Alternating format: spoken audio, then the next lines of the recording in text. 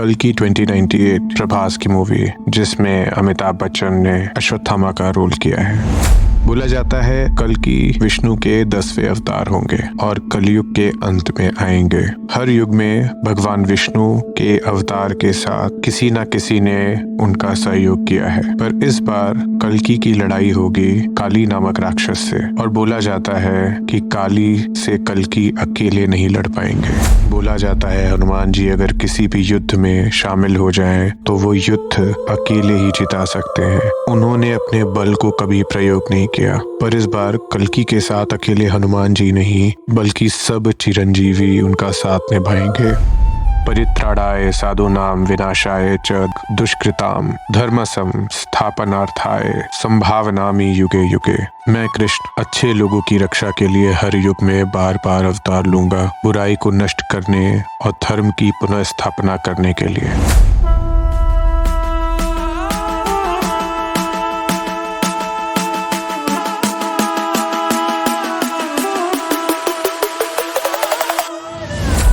नमस्ते, आप सुन रहे हैं toss the other side story.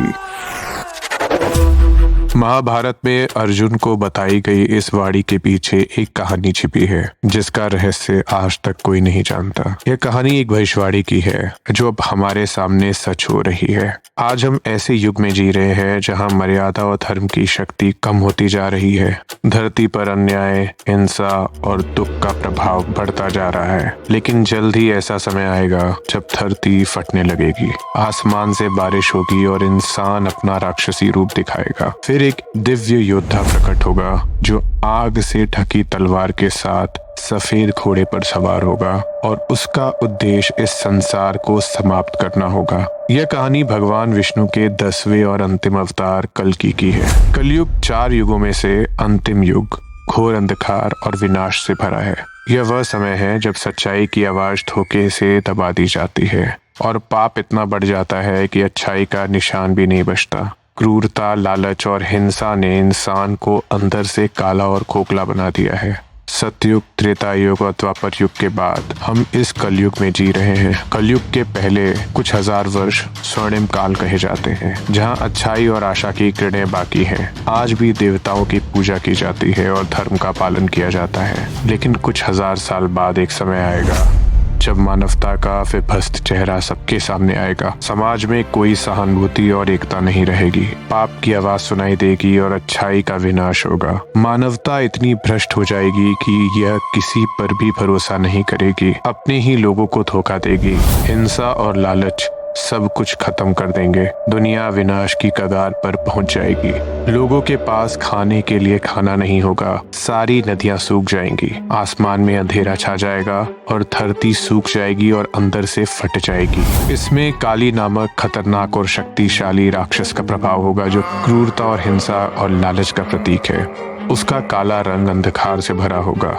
उसकी छिली हुई त्वचा, उसके मुंह से निकले हुए बड़े बड़े दांत, उसकी लाल जीभ लालच से भरी हुई होगी और उसकी आंख आग जैसी होंगी। उसका शरीर भयानक दुर्गंध से भरा हुआ होगा। काली एक ऐसी राक्षसी है जिसे देखकर मनुष्य का मन भय से भर जाता है। कली की रचना अन्याय, क्रोध और लोभ से हुई है। काली भय, मृत्यु और यातना को अपने वश में कर सकती है, लेकिन काली सिर्फ एक राक्षसी नहीं बल्कि कलयुग का प्रतीक है। कलयुग का नाम उन्हीं के नाम पर रखा गया है। लालच, ईर्ष्या और हिंसा। वह इन हथियारों का उपयोग लोगों को नियंत्रित करने और उन्हें अपना भक्त बनाने के लिए करता है। ऐसा माना जाता है कि भविष्य में काली इतनी शक्तिशाली हो जाएगी कि मनुष्य देवताओं को छोड़कर काली की पूजा करने लगेंगे। कुछ लोग काली को एक फीमेल और कुछ लोग काली को मेल भी कहते हैं, लेकिन शास्त्रों के हिसाब से काली एक राक्षस है। धीरे धीरे इंसान का चेहरा भयानक रूप धारण करने लगेगा। उनका चेहरा नरभक्षी राक्षस जैसा हो जाएगा। वे हिंसक हो जाएंगे और किसी को भी मारकर उनका मांस खा जाएंगे। काली का प्रभाव इतना गहरा होगा कि हर तरफ विनाश का माहौल होगा। हर जगह चोरी, झगड़े और खून खराबा होगा।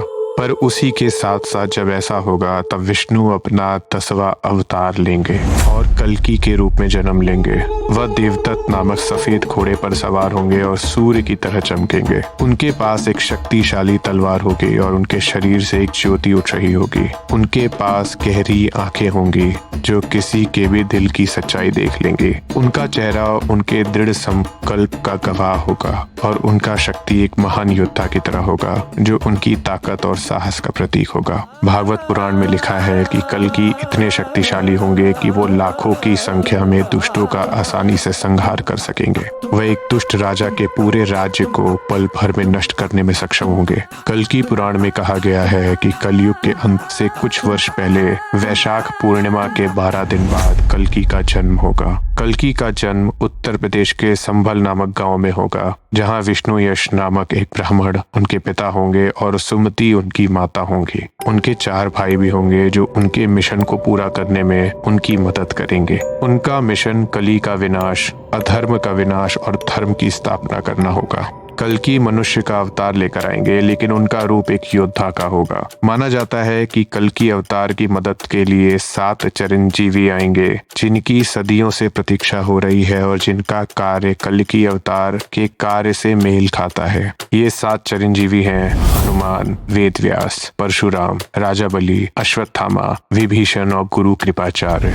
जब उनका जन्म होगा तो वेदव्यास, गुरु कृपाचार्य और अश्वत्थामा उनसे मिलने आएंगे और उनका नामकरण करेंगे। कल्कि, जिसका अर्थ संस्कृत शब्द कल्का से लिया गया है, जिसका अर्थ है जो इस धरती की सारी गंदगी को साफ करेगा। कल्कि का एक और अर्थ है समय का अंत, अर्थात जो लोग समय के अंत तक जीवित रहेंगे। इसके अलावा परशुराम उन्हें अपनी शरण में लेंगे और सभी वेदों, पुराणों और शास्त्रों के समान 64 विद्याएं देंगे। इसी तरह से सभी चिरंजीवी कल्कि को उनके अवतार के उद्देश्य को पूरा करने में मदद करेंगे। इस तरह काली का आता संसार तैयार हो जाएगा। जिस दिन युद्ध का समय आएगा उस दिन कड़कड़ाहट होगी, संपूर्ण पृथ्वी पर सन्नाटा फैल जाएगा। ऐसा लगेगा मानो सब कुछ रुक गया हो। अंत में कल्कि अन्याय को समाप्त करने के लिए अपने दिव्य सफेद घोड़े पर एक तेज तलवार के साथ काली नगरी में प्रवेश करेंगे। जैसे ही वह युद्ध के मैदान में कदम रखेंगे, उनके भीतर से एक तेज रोशनी निकलेगी और उनका दिव्य रूप चमक उठेगा। दूसरी ओर काली अपने भयंकर राक्षस रूप में अपनी पूरी शक्ति के साथ खड़े होंगे और फिर एक महान युद्ध शुरू होगा। काली भी अपनी सारी शक्तियों और अपने सभी दूतों के साथ कल्कि पर हमला करेंगे। यह युद्ध इतना भयंकर होगा कि पृथ्वी कांप उठेगी। सभी देवी देवता युद्ध देखने के लिए उपस्थित रहेंगे। हर तरफ हाथियों की आवाज, पहाड़ों की आवाज और गधों की आवाज पहुंचेगी। युद्ध भूमि पूरी तरीके से खून से लथपथ हो जाएगी। अंत में काली कमजोर हो जाएगी और उसके शरीर पर कई घाव हो जाएंगे। कल्कि अवतार नए सतयुग की स्थापना करेंगे। सभ्यता, धर्म और विज्ञान की दुनिया में एक आम सोच यह है कि एक दिन सब कुछ खत्म हो जाएगा। हर धर्म की अंत की अपनी अपनी कहानी है। एक तरह की भविष्यवाणी है जिसे हम अलग अलग नामों से जानते हैं। ईसाई धर्म में आर्मेगेडन, सर्वनाश और फैसले का दिन। इस्लाम में कयामत का दिन। यहूदी धर्म में दिनों के अंत जैसी भविष्यवाणियां हैं और विज्ञान के अनुसार उनके अपने सिद्धांत भी हैं, जैसे सूर्य का अंत, ब्लैक होल का पृथ्वी से टकराना, न्यूक्लियर वॉर, करप्शन, पॉल्यूशन और पैंडेमिक। लेकिन इन सभी कहानियों में एक बात समान है कि जब भी दुनिया में अन्याय बढ़ेगा, दुनिया अपने अंत की ओर बढ़ती रहेगी। ऐसा माना जाता है कि जयपुर के कल्कि मंदिर में देवदत्त की मूर्ति धीरे धीरे जीवंत हो रही है। जब मंदिर का निर्माण हो रहा था तो मूर्ति के बाएं पैर पर एक घाव हो गया था। वह निशान कब और कैसे बना यह कोई नहीं जानता, लेकिन बहुत कोशिश करने के बावजूद घाव ठीक नहीं हुआ, जिसके कारण इसे वैसे ही छोड़ दिया गया। लेकिन हैरानी की बात यह है कि समय के साथ घाव अपने आप ठीक हो रहा है। ऐसा माना जाता है कि कल्कि का इंतजार करते करते देवदत्त धीरे धीरे जीवंत हो रहा है।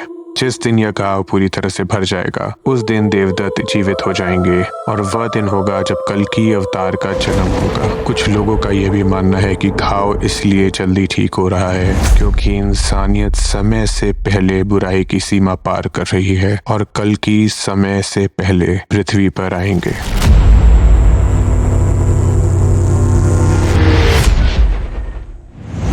सुनने के लिए धन्यवाद। नमस्ते। आप सुन रहे थे toss the other side story.